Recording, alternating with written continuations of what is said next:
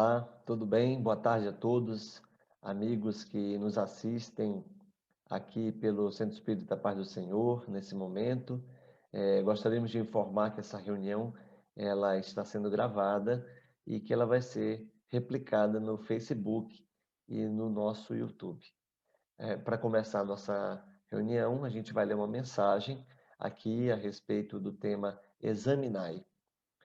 Se alguém vem ter convosco e não traz essa doutrina, não o recebais em casa. João, em João 2, capítulo 10.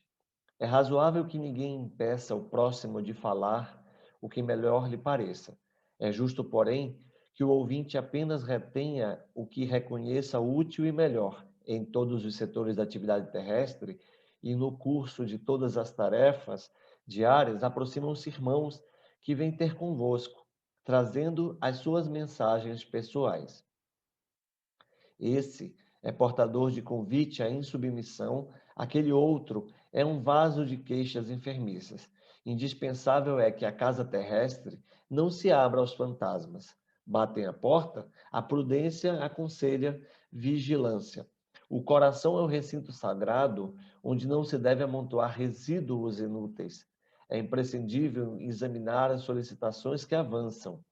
Se o mensageiro não traz as características de Jesus, convém negar-lhe guarida de caráter absoluto na casa íntima, proporcionando-lhe, porém, algo das preciosas bênçãos que conseguimos recolher em nosso benefício no setor das utilidades essenciais. Inúmeros curiosos que se aproximam dos discípulos sinceros nada possuem, além da presunção de bons faladores. São quase sempre grandes necessitados sob a veste falaciosa da teoria. Sem feri-los nem escandalizá-los, é justo que o devotado aprendiz de Jesus lhes prodigalize algum motivo de reflexão séria. Desse modo, os que julgam conduzir um estandarte de suposta redenção passam a conduzir consigo a mensagem do bem verdadeiramente salvadora. O problema não é o de nos informarmos se alguém está falando em nome do Senhor. Antes de tudo, importa saber se o portador possui algo do Cristo para dar. Então, essa mensagem vai ser a nossa mensagem de abertura.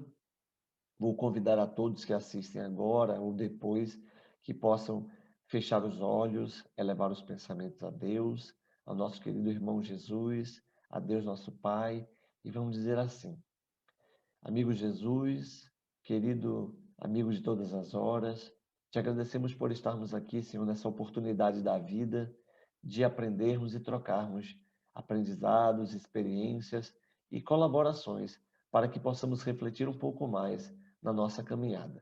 Fica conosco hoje e sempre, que assim seja. Então, meus amigos, vejam só, hoje, né, foi nos solicitado um tema bem interessante que encontra-se no livro dos Médiuns, né? Esse tema, ele é bem interessante porque ele nos coloca de frente de uma situação em que não é somente a questão toda de mediunidade. Primeiro, a gente tem que entender que todos nós somos médiuns, certo? E aí a gente precisa entender que essa questão de todos somos médiuns, é, mais ou menos ali, no sentido de termos ou não uma maior intensidade, etc., né? Ou seja, de estarmos ou não sob a influência dos espíritos. Porque, assim, se a gente for observar, a gente precisa entender que desde o momento em que Kardec começa a fazer com que é, fazer com que a gente entenda que existe uma relação de dois mundos, o mundo espiritual e o mundo material, é necessário a gente colocar que todos nós estamos em relacionamento mútuo com os espíritos. É preciso entender que a existência e sobrevivência de espíritos, ou seja, o espírito sobrevive após a morte, de que existem espíritos ao nosso redor, de que a gente vive num processo de relacionamento constante com os espíritos, de que a gente vive num momento todo constante de influenciação dos espíritos em nossas vidas e também de nós estarmos influenciando os espíritos na vida deles, no mundo espiritual. a gente precisa lembrar sempre daquela coisa interessante de que faz parte. Primeiro, a gente tem que entender o que é o médium, né? O médium, segundo o livro dos médiuns, e Kardec vai lá e responde, é assim: é o ser, é o indivíduo que serve de traço de união dos espíritos. É importante dizer que esse traço de união aos espíritos é uma coisa no sentido mesmo de relacionamento, para que estes possam comunicar-se facilmente com os homens, espíritos encarnados, ou seja, espíritos desencarnados relacionando-se com espíritos encarnados. Por conseguinte, sem médium não há comunicações tangíveis, mentais, escritas, físicas, de qualquer natureza que seja, tá? E aí a gente vai para um livro chamado Iniciação Espírita, em que diz para a gente um pouco mais o que é médium. Pessoas acessíveis à influência dos espíritos, né? O médium, ele é um intermediário. Ele é como se fosse uma espécie de correio. E a faculdade da mediunidade, a faculdade mediúnica depende de uma disposição orgânica especial suscetível de desenvolvimento. É importante a gente colocar isso aqui, porque tem gente que fala assim: "Ah, meu Deus, eu não nasci médium não". A gente precisa entender que a mediunidade, ela é suscetível de desenvolvimento. E mediunidade significa a faculdade que a quase totalidade das pessoas possuem, umas mais, outras menos, de sentir a influência ou ensejarem a comunicação dos espíritos. Raros são os que não possuem rudimentos de mediunidade. Em alguns, essa faculdade é ostensiva e necessita ser disciplinada, educada. Em outros, permanece latente, podendo manifestar-se episódica e eventualmente. Isso aqui está no livro Instrução Prática sobre as Manifestações Espíritas. E é uma coisa interessante para a gente entender que nós estamos sob influência dos espíritos e que alguns possuem traço de união mais forte, mais ostensivo com alguns espíritos, né? A gente vê alguns exemplos de médiuns aí, como a própria vida de Chico Xavier, que foi um mediunato de amor. A gente vê aí Divaldo Pereira Franco, a gente vê aí Raul Teixeira também com a sua mediunidade, né? Então, a gente pode ver o seguinte: nós vemos várias narrativas de experiências nas quais os espíritos das pessoas vivas evocadas manifestaram-se por meio de evocação, certo? Lá na Revista Espírita. E aí, a gente vai lembrar um pouco aqui uma coisa interessante, que é a seguinte: a gente precisa entender, né, que a pergunta 459, eu vou ler um pouco de Livro dos Espíritos para chegar lá no tema, tá? Os espíritos influem em nossos pensamentos e nossos atos? A resposta é que todo mundo sabe mais ou menos de cabeça. Muito mais do que imaginais, pois frequentemente são eles que vos dirigem. Aí vem uma coisa legal. Além dos pensamentos que nos são próprios, haverá outros que nos sejam sugeridos? Isso aqui é a pergunta 460. Vossa alma é um espírito que pensa. Não ignorais que muitos pensamentos vos ocorrem ao mesmo tempo sobre o mesmo assunto, e frequentemente bastante contraditórios. Pois bem, neles há sempre um pouco de vós e um pouco de nós. Os espíritos falam que tem um pouco deles também. E é isso que vos deixa na incerteza, porque tendes em vós duas ideias que se combatem, né?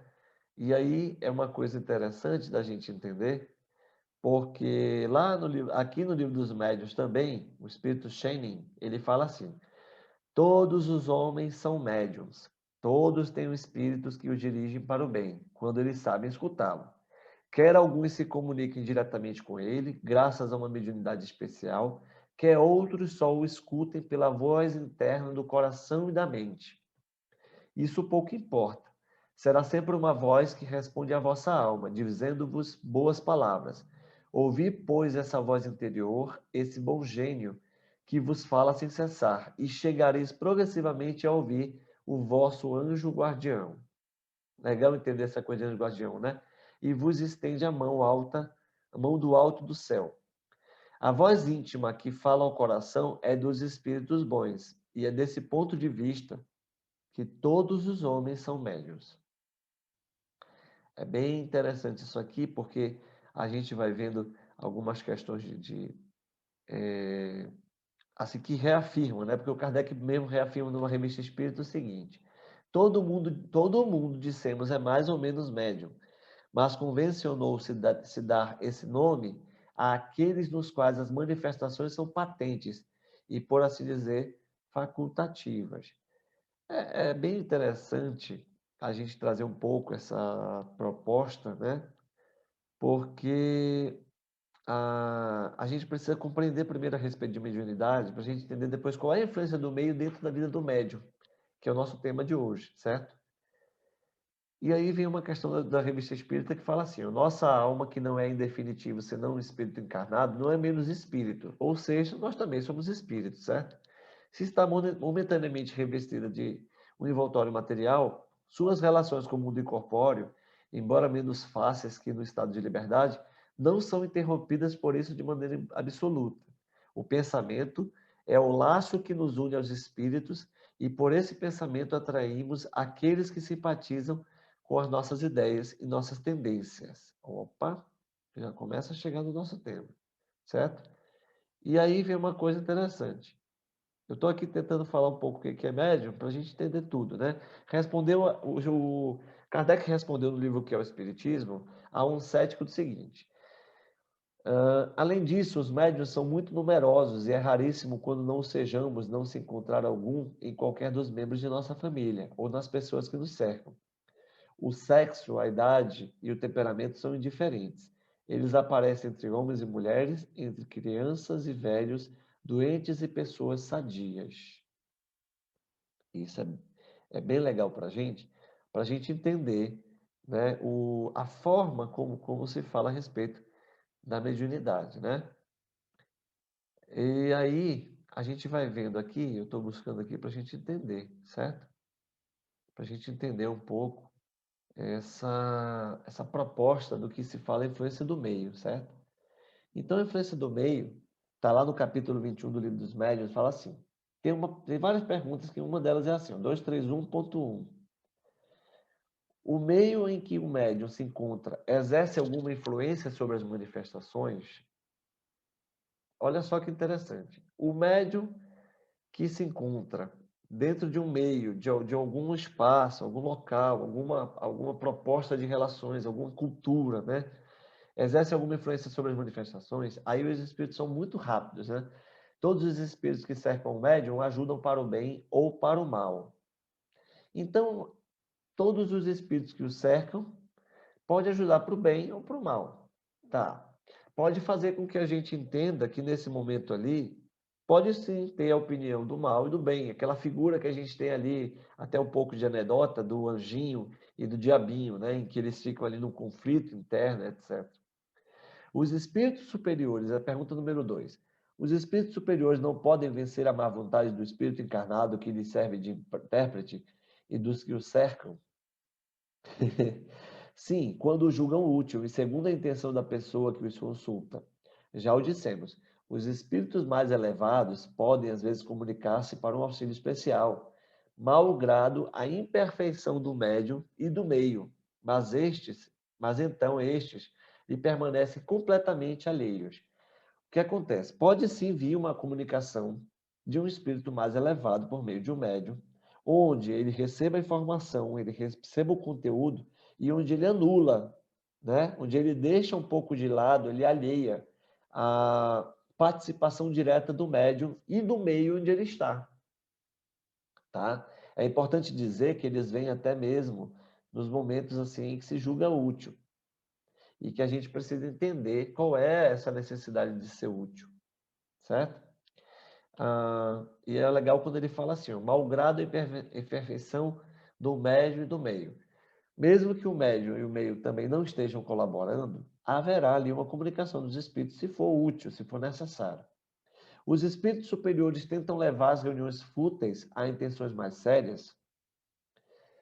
Olha que coisa interessante. Os espíritos superiores tentam levar as reuniões fúteis a intenções mais sérias. Os espíritos superiores não comparecem às reuniões em que a sua presença é inútil. Se não for útil, ele não vai estar lá. Aos meios de pouca instrução, mas onde há sinceridade, vamos de boa vontade, mesmo que só encontremos instrumentos deficientes. Mas aos meios instruídos, em que a ironia impera, não vamos. Neles é necessário tocar os olhos e os ouvidos, e esse é o papel dos espíritos batedores e zombeteiros. É bom que os que se vangloriam de sua sabedoria sejam humilhados pelos espíritos menos sábios e menos adiantados.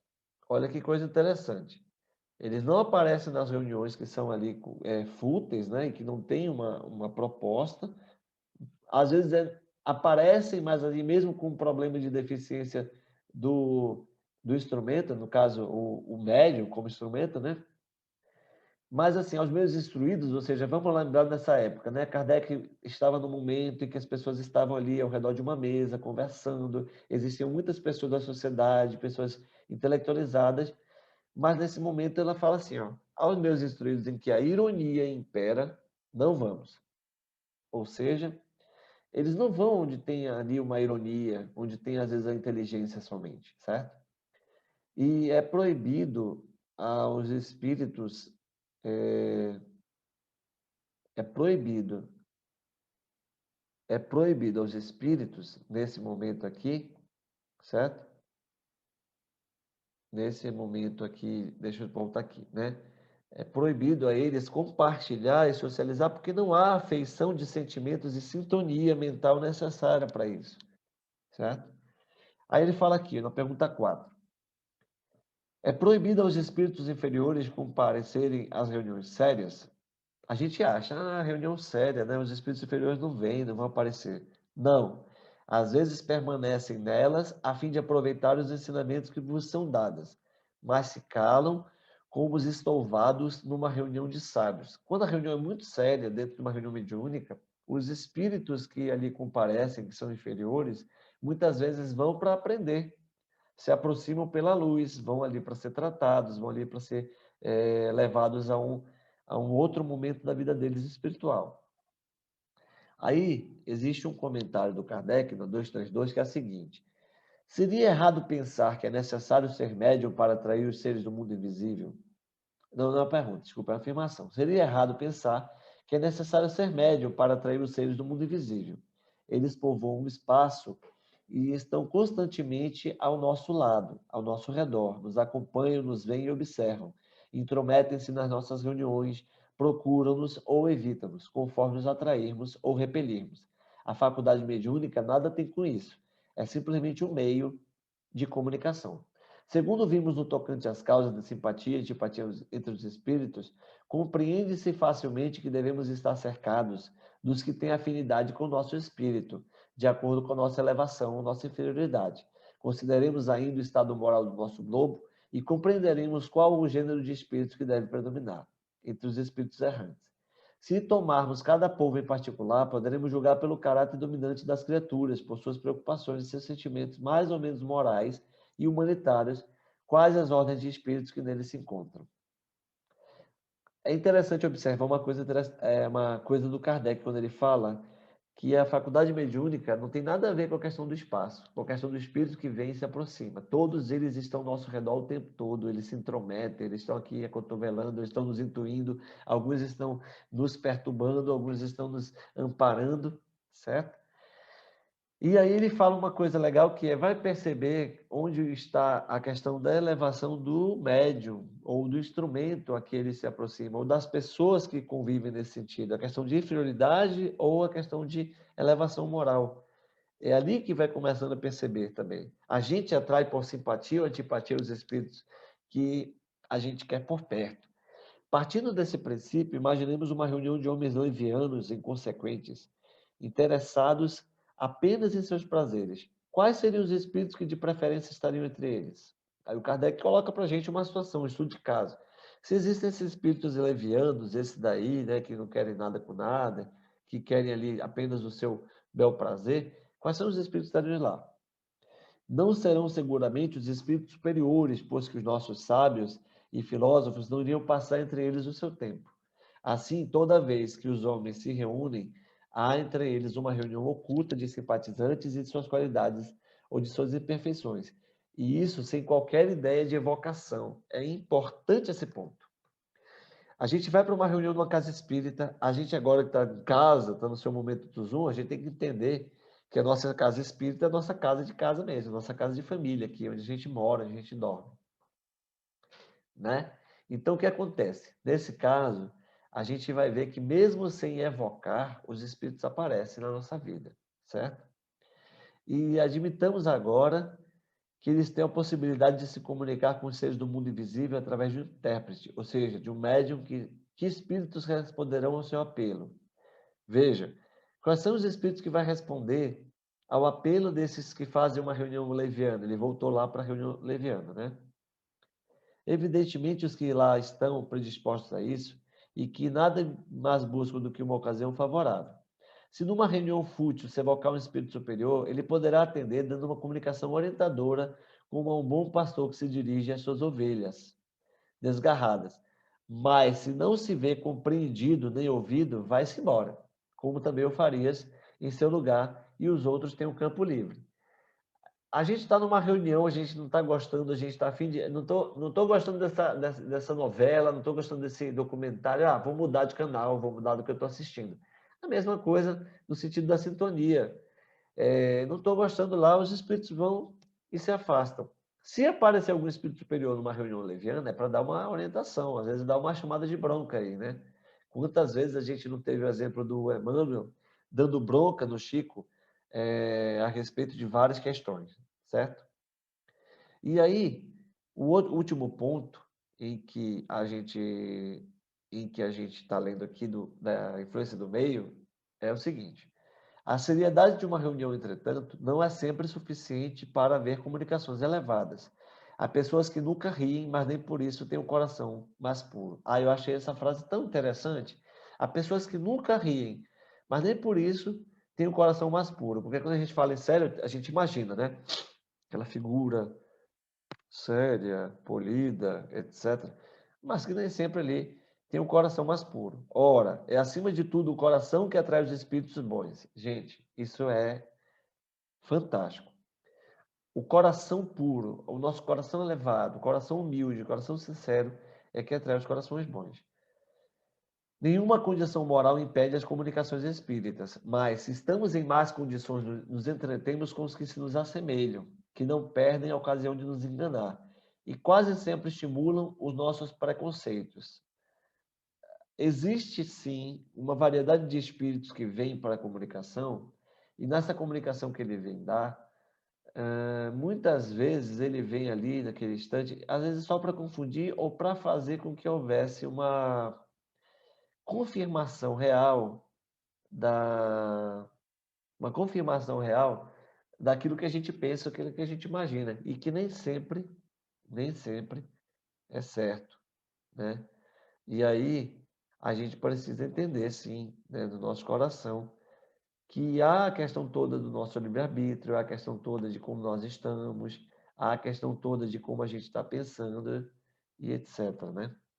Aí olha só, vemos assim a enorme influência do meio sobre a natureza das manifestações inteligentes. Mas essa influência do meio não se exerce como pretendiam algumas pessoas quando ainda não se conhecia como hoje o mundo dos espíritos, e antes que as experiências mais decisivas tivessem esclarecido as dúvidas.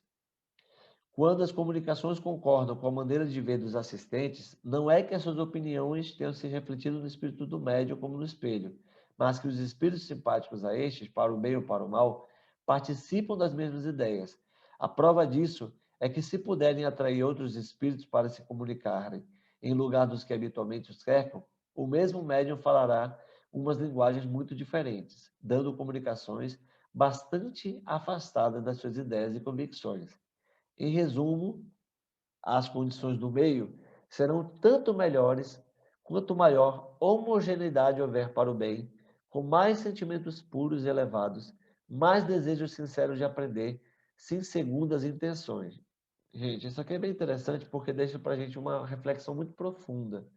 Não é só na questão da reunião mediúnica, eu diria até que isso é a questão da nossa família, de como nós estamos em nossas casas. Os nossos pensamentos, a nossa tela mental, o que a gente está atraindo para perto da gente? Como é que a gente está trabalhando bem dentro de casa? Como é que a gente se coloca na predisposição de aprender mais? Como é que a gente coloca a nossa predisposição de trabalhar os nossos sentimentos? E isso faz com que a gente reflita de verdade no nosso posicionamento diante do bem e do mal, daquilo que a gente realmente quer ou a gente espera, daquilo que a gente realmente quer fazer ou pensar na nossa vida, e de como a gente se coloca aprendiz dentro da sociedade e aprendiz também para que a gente possa trocar essas informações do bem, do amor, da justiça, né? A gente lembra aqui das várias perguntas que se tem e uma delas é bem interessante, que é a seguinte: porque assim, a gente precisa entender um pouco mais nesse sentido, né? E vamos lá, olha só, pode o homem eximir-se da influência dos espíritos que procuram arrastá-lo ao mal? Porque aí vem uma questão toda, mas aí os espíritos vêm, nos influenciam, a gente fica ali, e aí, e aí entra num estado de submissão e etc, né? Pode o homem eximir-se da influência dos espíritos? Pergunta 467 do Livro dos Espíritos, que procuram arrastá-lo ao mal, tá? Pode, visto que tais espíritos só se apegam aos que pelos seus desejos os chamam, ou aos que pelos seus pensamentos os atraem. Renunciam às suas tentativas os espíritos cuja influência a vontade do homem repele? Que querias que fizessem?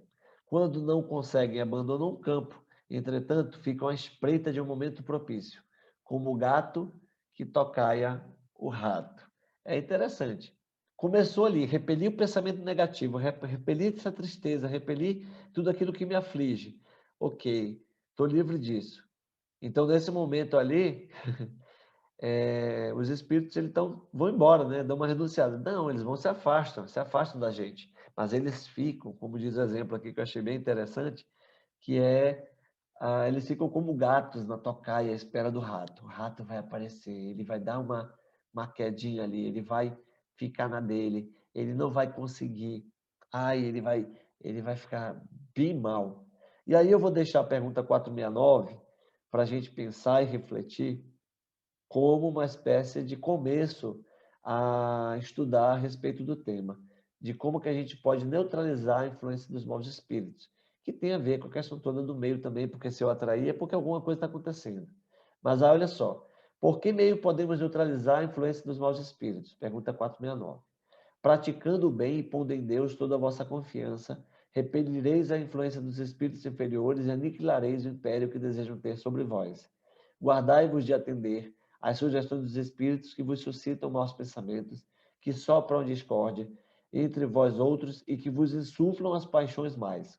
Desconfiai especialmente dos que vos exaltam o orgulho, pois que esses vos assaltam pelo lado fraco.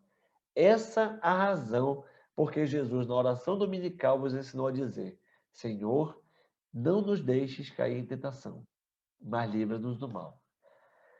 Olha que coisa interessante. Praticando o bem, pondo em Deus toda a sua confiança, ou seja, colocando em Deus toda a confiança da nossa vida e fazendo a nossa parte.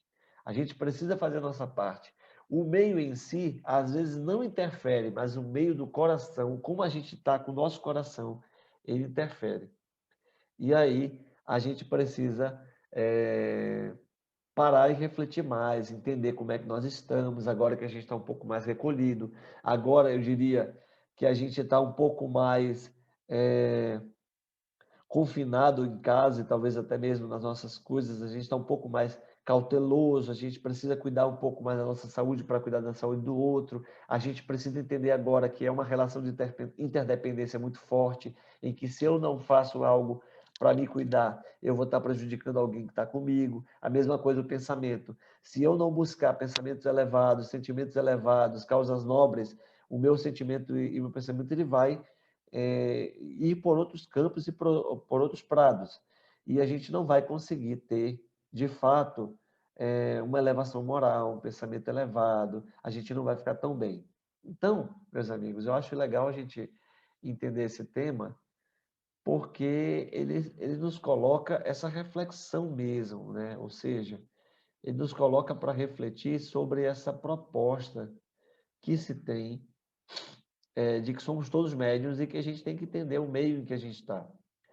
Por isso que a rigor, essa palestra seria especialmente para as pessoas que são médiuns ou que estudam mediunidade, mas aí não. Eu digo que ela seja para todo mundo, para que a gente entenda nossas relações interpessoais e, por que não dizer, interespirituais. É isso que a gente tinha para conversar hoje, né? Que a gente tenha aí uma boa quarta-feira, uma boa quinta-feira, um bom final de semana e que a gente siga confiante, estudando, fazendo a nossa parte e que Deus possa permitir que em algum momento a gente tenha paz no nosso coração. Muito obrigado então por tudo. A gente vai fazer nossa prece agora para encerrar. Vamos fechar os nossos olhos aqui, levar nossos pensamentos, respirar profundo e vamos dizer assim: amigo Jesus, muito obrigado pela oportunidade de estarmos aqui. Obrigado pelo estudo, Senhor, que foi confiado a nós e que possamos trocar as experiências, que possamos aprender, que possamos estar dispostos a trabalhar o nosso coração, o nosso pensamento, aquilo que de mais tesouro em nossas vidas. Obrigado por estarmos juntos, protege a todos nós, abençoa nossas famílias, abençoa a nossa cidade, o nosso estado, o nosso país, abençoa o planeta Terra, Senhor. Protege e abençoa todos nós. Que assim seja. Muito obrigado, gente. Até mais. Até a próxima.